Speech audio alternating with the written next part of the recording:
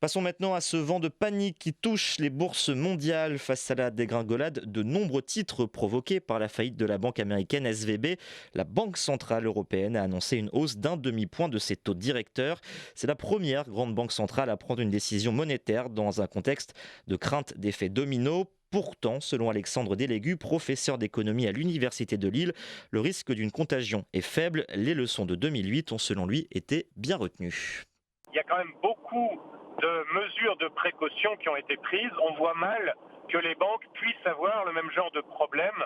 Le cas de la Silicon Valley Bank apparaît comme quelque chose de très isolé et très particulier, lié en fait que c'était une banque qui avait une seule sorte de déposants, qui étaient les startups de la Silicon Valley, qui ont tendance à tout avoir les mêmes problèmes en même temps et à toutes réagir de la même façon en même temps. Donc, il est assez peu probable que d'autres banques puissent se retrouver dans cette situation. Le cas de Crédit Suisse est un peu différent. Crédit Suisse est une banque qui a des difficultés depuis assez longtemps et sur laquelle il y a un doute qui est un peu lié à ses spécificités, c'est-à-dire le fait que c'est une banque suisse, mais qui est globalement importante. Et donc il y avait une question, est-ce que la Suisse pourrait éventuellement soutenir Crédit Suisse si jamais il y avait des problèmes? Donc c'est ça qui fait que dans le contexte, il y a pu y avoir quelques doutes, mais ils ont été relativement vite dissipés.